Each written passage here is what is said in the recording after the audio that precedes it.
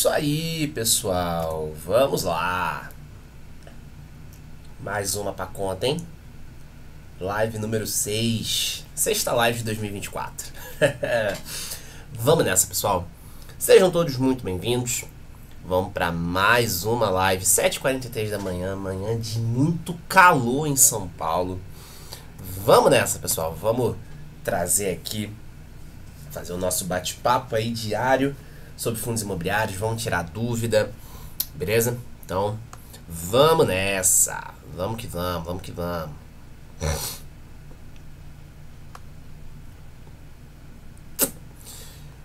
A gente começa aí hoje já com alguns fundos pagando dividendos, ó. Deixa eu mostrar aqui para vocês.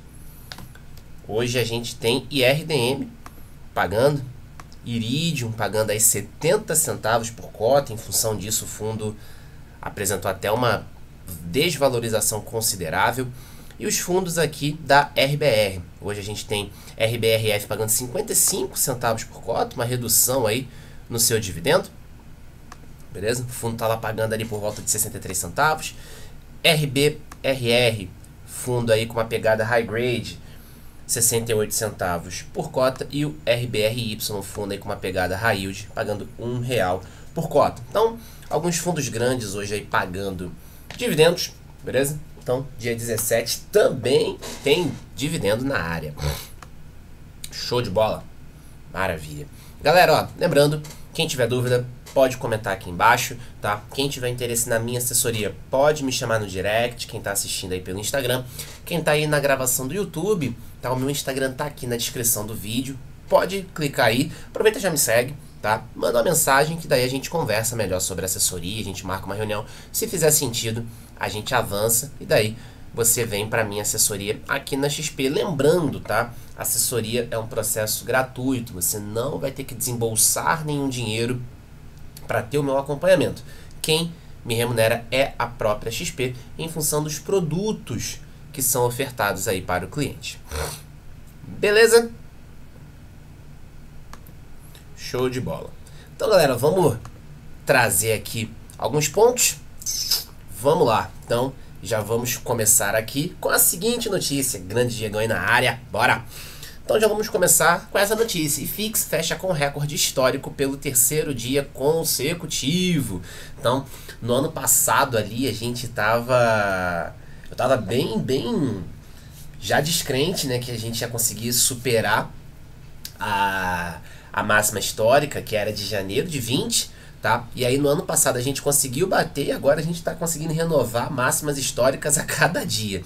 Então, ontem o índice fechou a 3.334 pontos, beleza? Então, essa é a nova máxima histórica para o IFIX, só que a gente está há 3 dias consecutivos rompendo a máxima histórica, tá? Então, a gente chegou a bater aí no pregão 3.336, né? E mais, o pregão ontem fechou em 3.334, beleza? O que isso indica, galera? Realmente o setor, o segmento de fundos imobiliários está realmente bem esticado, está realmente bem valorizado.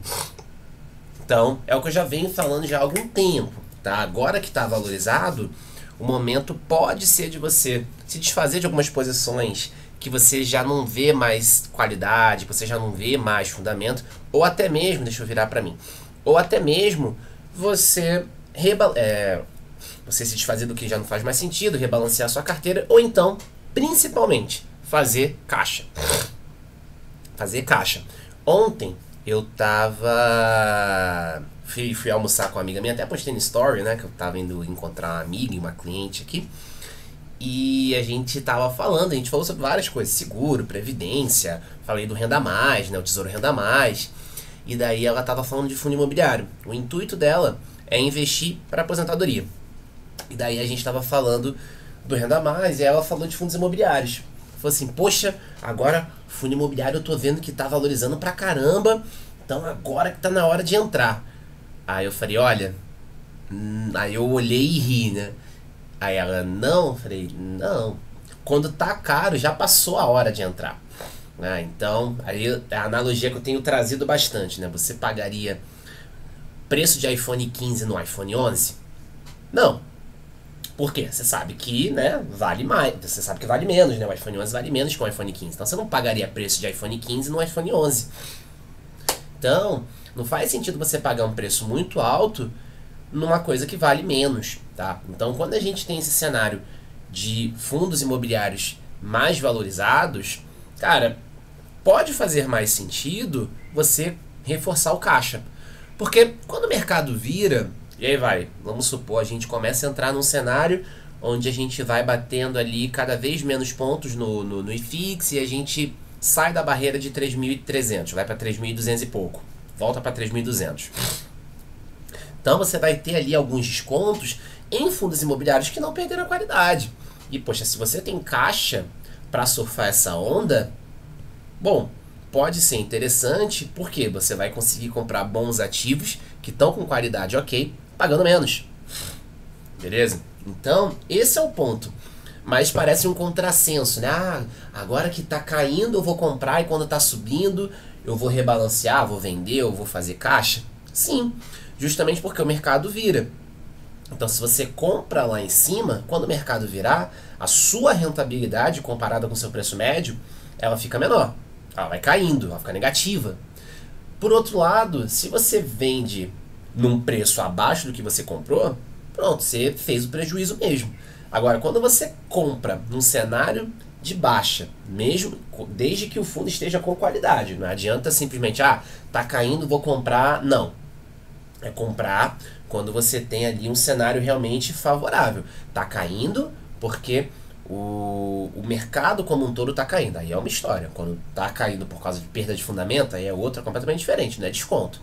Então, quando você tem ali fundos que estão descontados por causa de momento de mercado e você tem caixa, cara, você compra num preço médio mais baixo, quando o mercado vira, a sua percepção ali na rentabilidade fica bem diferente. Você fica com uma tende a ficar com uma rentabilidade positiva, porque você comprou num preço mais baixo e aí o preço subiu. Beleza? E aí pode ser momento de você refazer caixa, pode ser momento de você rebalancear a carteira, beleza? Então, pode parecer um contrassenso, mas faz muito mais sentido você comprar quando está caindo e fazer alguma vendinha ou outra quando está subindo.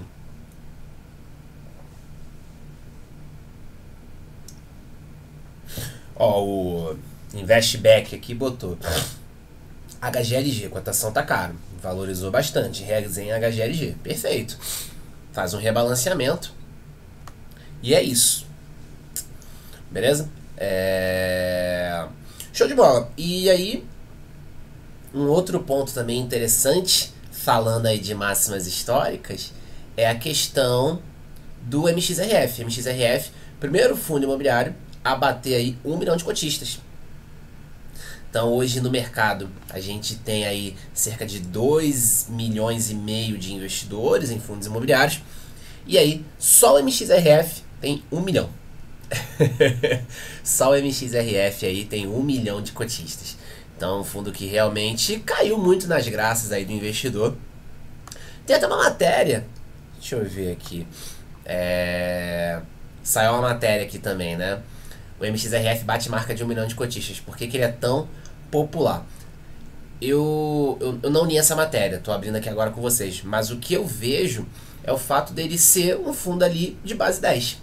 Então o fato de ser um fundo de base 10 e um fundo já com bastante história faz com que muita gente acabe entrando nesse cara, beleza? Então muita gente acaba negociando esse cara porque ele é muito falado, ele já tá aí na indústria já há bastante tempo, se não me engano, 2010, e custa R$10. Então isso acaba ajudando bastante na popularização do fundo. Então, o que explica a popularidade do MXRF? Tá, então o MXRF ele é um fundo de papel e também investe em outras coisinhas e tudo mais. Aqui, na verdade o fundo 2012, Maxi Renda tem mais de 10 anos de mercado, sendo criado em 2012. Ele foi meio que um precursor de uma estratégia um pouco mais híbrida e, embora de uns anos para cá, foi mais direcionado para o fundo de recebíveis. Além disso, o professor Baroni lembra que o Maxi Renda é um fundo negociado na base 10, o que também pode favorecer a sua maior popularidade. Eles saíram na frente nessa questão de colocar a cota na base 10. Isso fez com que o fundo ficasse mais popular, mais acessível. Foi uma renovação.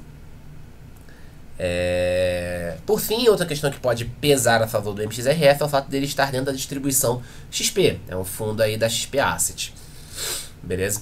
Então, o fato dele ser ali um fundo de base 10, e já é um fundo de base 10 há muito tempo, isso faz com que ele acabe sendo mais popular. À medida que você vai tendo novas pessoas entrando no mercado e você tem ali um fundo de base 10, as pessoas acabam se familiarizando mais, porque, poxa, é baratinho, eu invisto pouco, eu invisto, sei lá, 50 reais, 100 reais, esse cara custa 10, eu consigo comprar mais cotas dele. Por exemplo, é o que eu vejo com o Fiagro. É a mesma coisa. Quando a gente tem ali... Hoje, quando eu abro a caixinha de pergunta para perguntar sobre a carteira dos clientes e tudo mais... Carteira dos clientes, ó. A carteira dos seguidores aqui e tal. Eu vejo muito Fiagro. E o que eu acho que muita gente acaba entrando em Fiagro, mesmo sem entender, que acaba sendo um erro. Questão de ser base 10.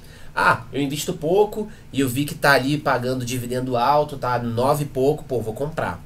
Então, é aquela história. Dividendo razoável e o fundo ser base 10. Então, isso acaba tornando o fundo mais popular. Beleza? Tem o BTCI também de base 10 e tem bastante cotista. Sim, o BTCI, fundo também famoso, tá? Mas o Maxi Renda aí é o fundo que, em disparado, tem a maior base de cotistas. Beleza? Um fundo mais antigo também. Beleza, pessoal? Tranquilo? Galera, quem tiver dúvida, pode comentar aqui.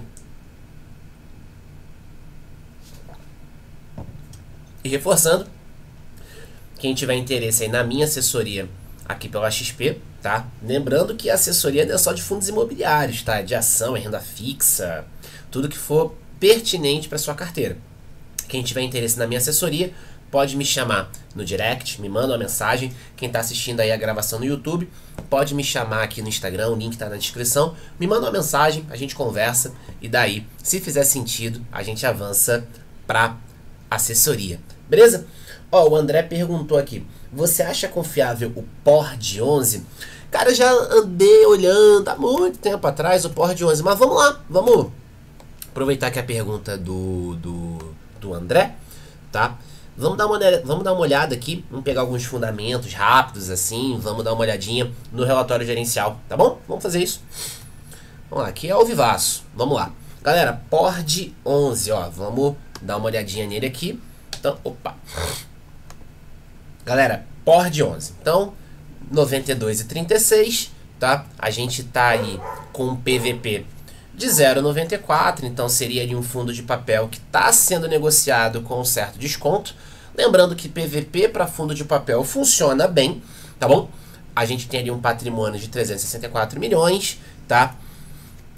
Ponto que não me agrada muito, liquidez, beleza? A gente tem uma liquidez aqui, ó, de 689 mil, uma liquidez abaixo de 1 milhão. Eu gosto de colocar esse parâmetro, liquidez diária de pelo menos R$1 milhão. Base de cotistas aqui de quase 27 mil, tá? E o fundo tem uma participaçãozinha no IFIX. Legal, bom demais. Então, se participa do IFIX, claro que não é regra, tá? Mas existe ali um nível de robustez no fundo. Então, a gente vê aqui um dividendo bem estabilizado, tá? Em 2023. Vamos dar uma olhada como é que está a carteira desse fundo. Então, vamos pegar aqui o relatório gerencial para a gente poder bater. Tá? Então, estou respondendo a pergunta aqui do André, tá? Que perguntou aí sobre o POR 11. Tá? Então, vamos pegar o último relatório gerencial dele aqui para a gente poder ver. Beleza? Então, vamos dar uma olhada aqui do que a gente tem. Vamos lá. Comentários da gestão, tá? Então, o fundo pagou aí 98 centavos, beleza? Nos últimos 12 meses, a distribuição somou 12,25 por cota, equivalente a um yield de 13,9 ao ano, tá? E PCA mais 8,28. Então, provavelmente esse cara aqui é um fundo ali com uma pegada mais de médio risco, tá? O fundo conta com 10 centavos de cotas de resultados acumulados, 60 centavos de inflação acumulada, ambos não distribuídos. Então, o fundo está comentando aqui que tem um caixa ali disponível para poder segurar o dividendo. Beleza, alguns comentários aqui. Então, ó, histórico de distribuição por cota, beleza? Então a gente vê aqui ao longo dos anos uma volatilidade considerável na distribuição aqui por cota, tá bom? Nos últimos 12 meses, uma distribuição mais estabilizada aqui, tá? Então a gente teve um incremento até razoável do número de cotistas, a rentabilidade do PORD frente ao IFIX, então a gente vê um spread aqui bem interessante, tá bom? Vamos lá. Boa. Galera, então o que a gente tem aqui? Tá? Aqui é a carteira estratificada. Então a gente tem aqui 12% em caixa, tá?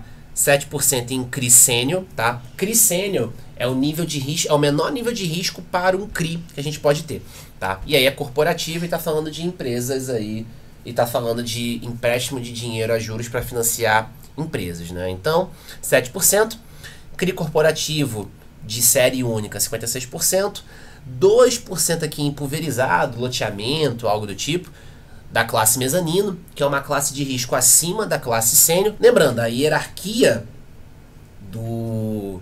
para CRI, né? Você tem o CRI sênior, o CRI mezanino e o CRI subordinado, tá? O CRI sênior possui o menor risco, o mezanino risco intermediário e o CRI subordinado maior risco, porque no caso de calote, você tem o seguinte, deixa eu tirar a internet aqui, pronto, tirei o Wi-Fi e fico 4G porque tá falhando bastante aqui.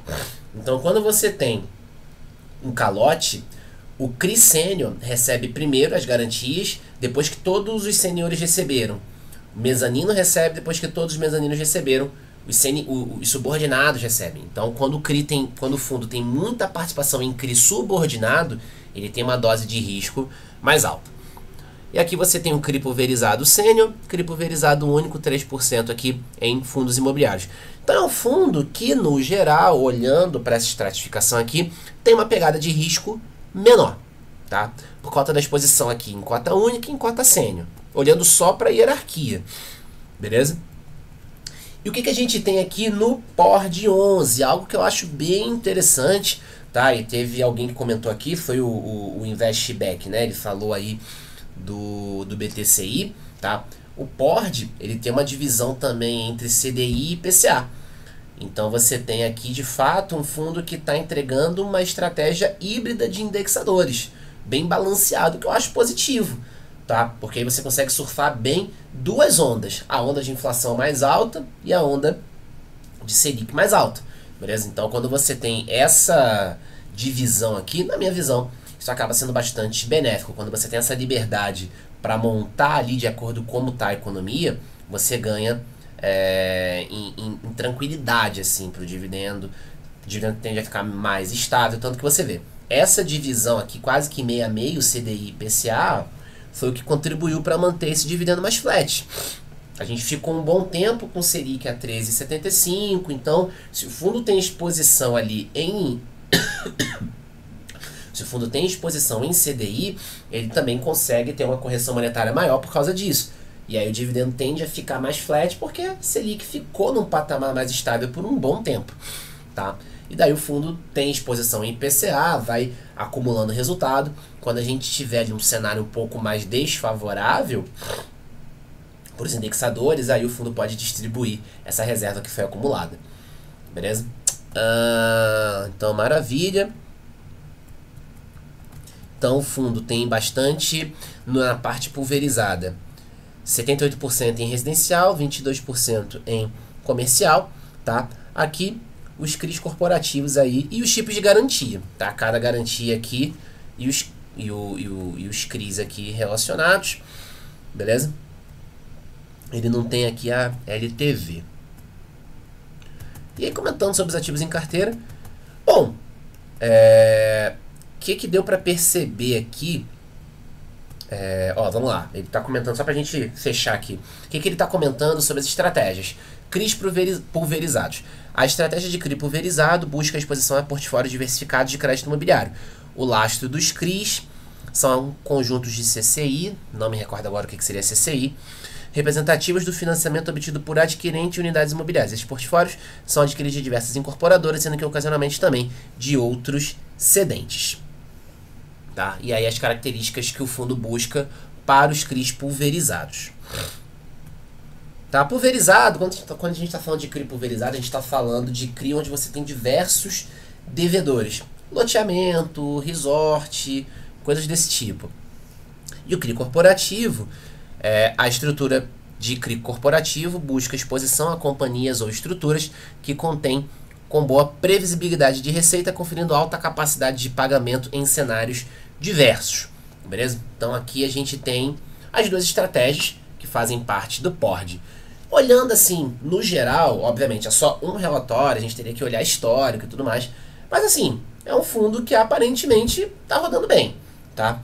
Não vi nada aqui sobre inadimplência, tá? E nem sobre alavancagem, mas é um fundo que a princípio está rodando bem, um fundo com nível de risco ali razoável, médio risco, balanceado entre CDI e IPCA.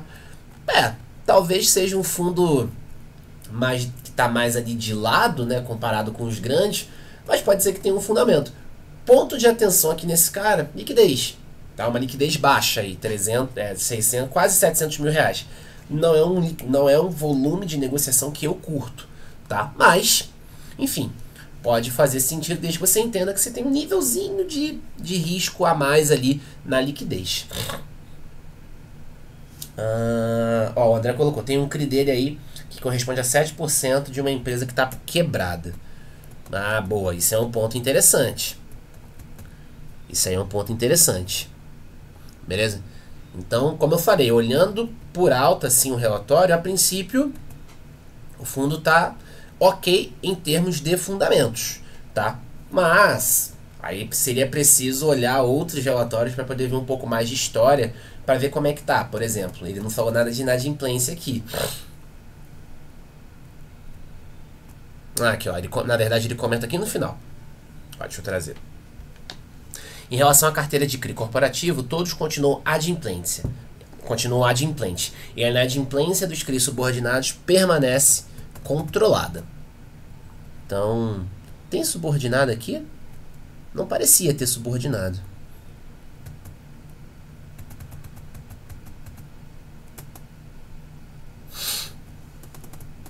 E aí ele não comenta sobre inadimplência aqui, não fala.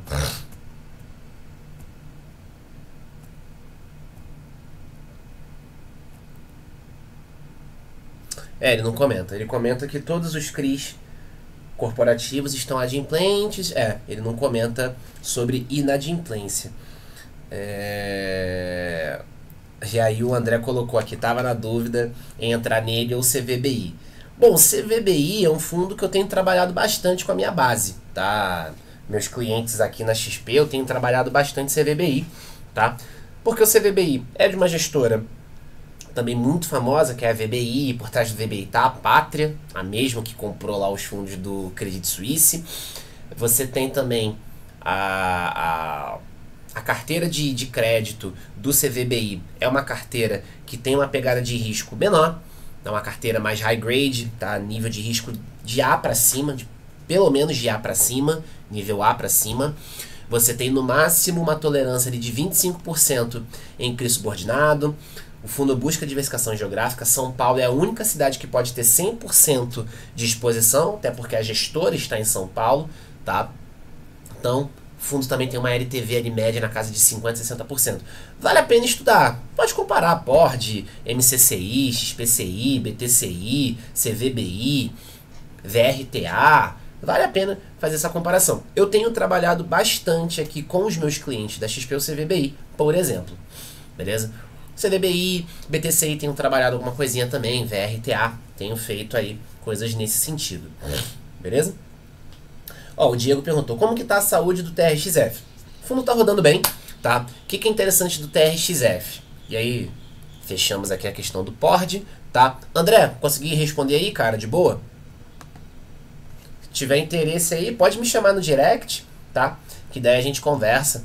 Tô entendendo que você já tá investindo aí também, a gente pode conversar para te apresentar a assessoria aqui na XP, tá bom? Então me chama lá no direct. Diego, sobre o TRXF, qual que é o principal ponto do TRXF? Vacância. Desculpa, alavancagem. Vacância do TRXF é 0. Então, o principal ponto no TRXF é alavancagem. A gente tem ali uma alavancagem razoável. Tá? Já foi mais alta, agora está ali no patamar de 33%. O fundo distribuiu um pouquinho de caixa, então isso acabou subindo ali a alavancagem. Mas o fundo tem bastante caixa ainda para as necessidades ali de 2024. Então o fundo está bem saudável com relação à caixa. E é um fundo que tem prazo médio longo de vencimento de contratos, tem vacância 0, tá? Então realmente é um fundo que aparentemente está rodando bem. Está fazendo bastante reciclagem de portfólio para reduzir a exposição ali do açaí, pão de açúcar, tá? Então é um fundo que realmente tem rodado bem, tá? Ponto de atenção, alavancagem.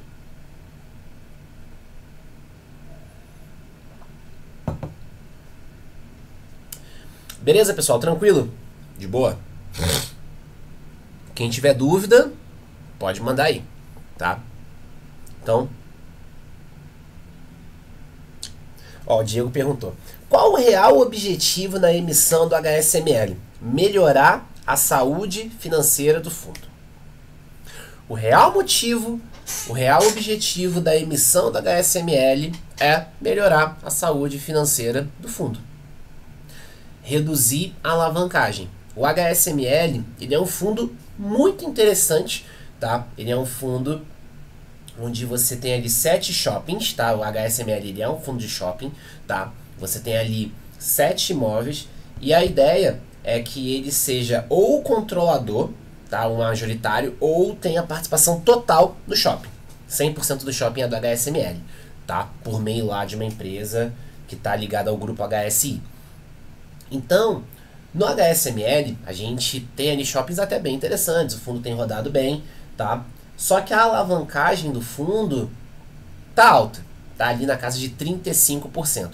Então, a real intenção ali do HSML é realmente de fazer ali fazer a captação para poder melhorar um pouco mais a saúde financeira do fundo, né? Trazer ali para um patamar de mais ou menos 20% a alavancagem, tá?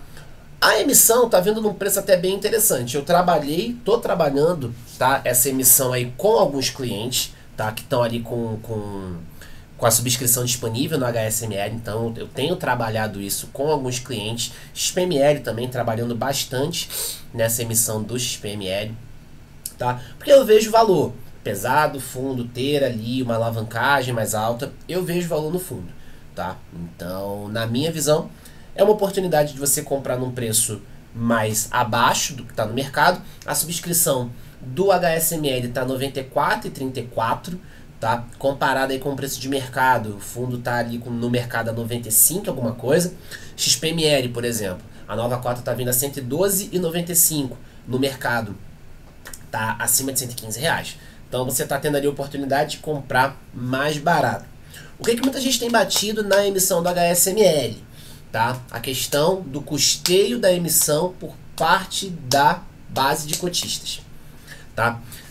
Por mais que o custo da distribuição seja 0, se você olhar o formulário de subscrição, você vai ver lá que o custo é 0, tá? Quando você olha o prospecto definitivo da emissão, você vê que o custo da emissão está a R$ 3,88. Quem está custeando isso? Os atuais cotistas. Então o fundo vai pegar o caixa dele para poder custear a emissão, tá? A gente falou essa semana também da emissão do RZTR, se não me engano na segunda-feira a gente falou da emissão do RZTR, tá? A emissão tá ali com um custo de 2,20, mas quando você olha o relatório gerencial, você tem mais 1,58, se não me engano, sendo custeado pelo fundo. Então o custo da emissão, na verdade, está vindo a R$ 4,00, R$ 4,08, R$ 4,06, tá? Mas 2,20 está ali sendo arcado pela emissão nova e 1,50 e pouco sendo arcado pela base de cotistas, pelo caixa do fundo. Você tem uma parte sendo arcada pela gestora e uma outra parte, uma boa parte também sendo arcada pelo caixa do fundo. Ou seja, os cotistas atuais vão pagar a entrada dos novos, tá? A RZTR começou dia 16, Começou ontem a subscrição, ainda não trabalhei com nenhum cliente meu, mas HSML e XPML trabalhei ali com alguns clientes, tá? Porque eu vi que realmente fazia sentido. Então, o HSML conseguindo fazer essa captação, tá? Tende a melhorar bastante a questão da alavancagem, a questão da saúde financeira do fundo. Que é aquela história, né? O fundo fez alavancagem para fazer ali aquisição em alguns imóveis e isso está gerando retorno. Só que o custo da dívida subiu. Taxa de juros subiu, o custo da dívida subiu e aí o mercado aperta. Não tem como, o calo aperta, não tem jeito. Então, com essa emissão, o fundo vai tender a conseguir ali, tá? Realmente a ideia é essa, que ele consiga melhorar a sua alavancagem. Tranquilo, de boa? Maravilha. Show de bola.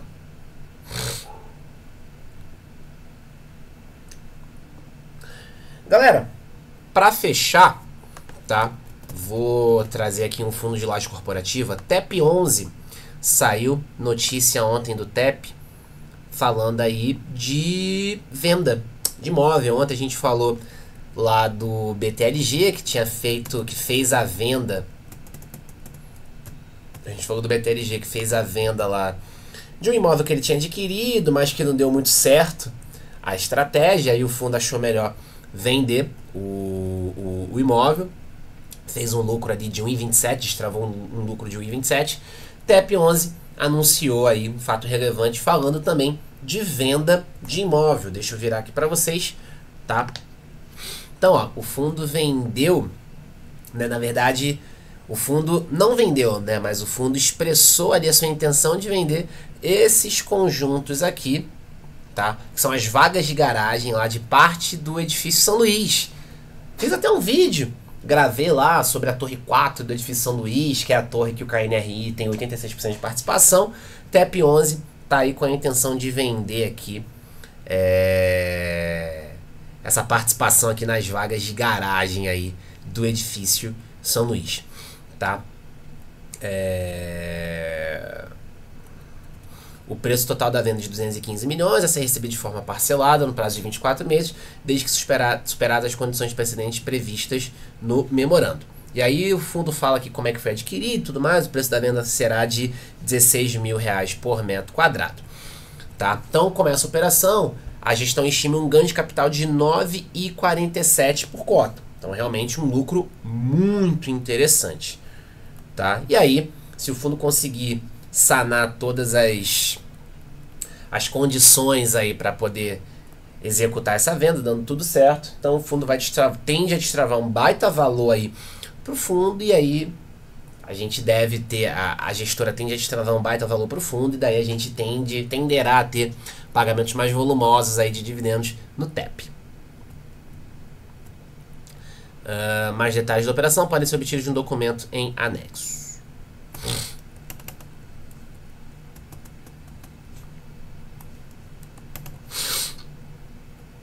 Então o fundo falando aí das aquisições, beleza?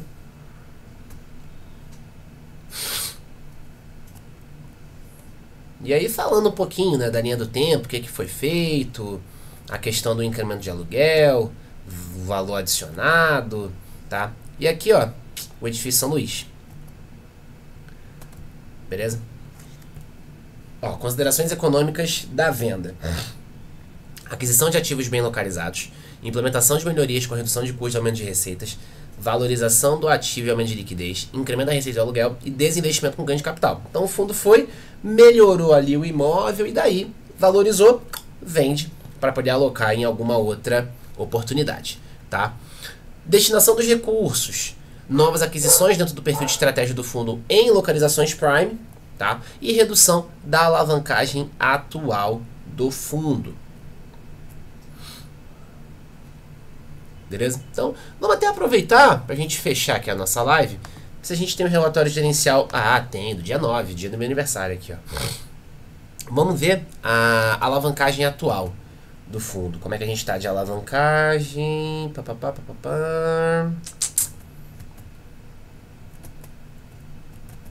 Vamos ver aqui. alavancagem.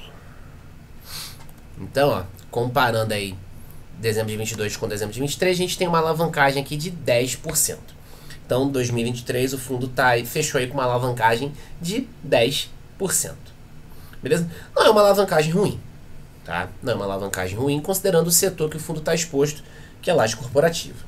Tá? Então, 10% de alavancagem, nada ruim. Beleza? Nada ruim. E aí o fundo fez esse anúncio, tem ali a possibilidade de destravar um senhor valor para essa venda.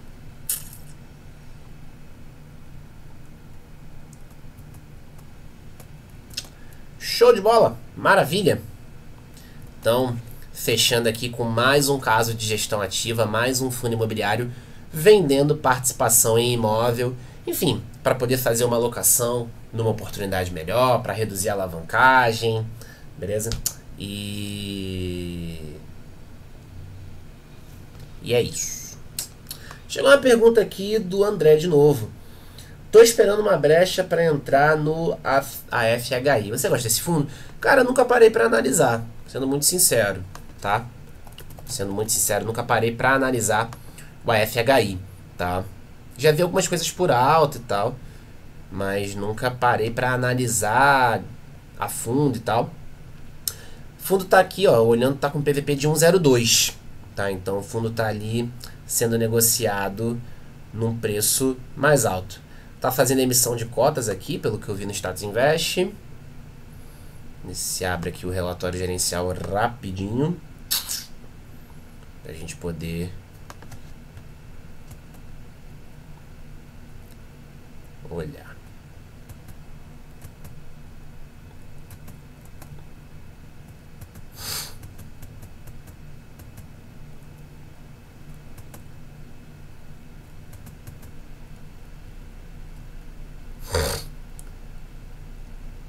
É um outro fundo que está ali com uma carteira balanceada, tá? Não vou fazer uma análise mais ampla, tá?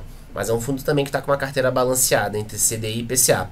O fundo é majoritariamente exposto em IPCA, tá? Uma divisão quase 60-40 aqui de IPCA e CDI.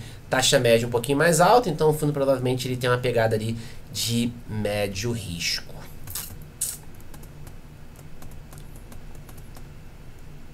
Na retrospectiva, movimentações.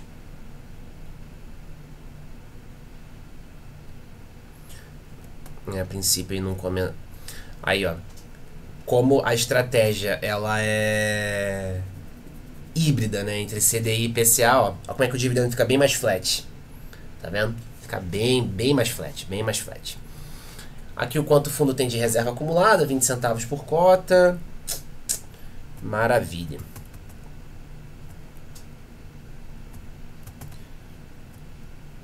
Show. Aí algumas movimentações. Beleza. Os últimos rendimentos do AFI. Então, ó, desde o IPO, o fundo está com uma rentabilidade aqui, ó, de cerca de 168% do CDI, tá? Já considerando o imposto de renda, por exemplo, fazendo um gross up. Então você tem ali 168% do CDI em termos de rentabilidade, que é bem interessante. Beleza? Talvez um pontinho de melhoria aqui, questão da liquidez, tá? Mas você vê que é uma liquidez bem próxima aqui de 1 milhão dia. Ó, 932 mil, o fundo tem uma participaçãozinha no IFIX, tem um patrimônio de 321, tá fazendo aquisição agora, quase 30 mil cotistas. Então, bom, mais um fundo aí de pequeno porte que você pode dar uma olhada. Beleza? Só que PVP a 1,02 realmente aperta um pouco. Para fundo de papel, o fundo já tá caro. Beleza, pessoal? De boa?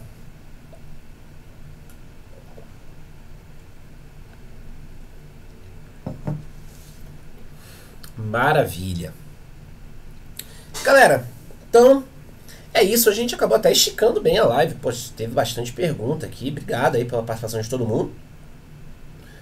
Bastante coisa aí, bastante pergunta aqui. Top demais, top demais. Beleza.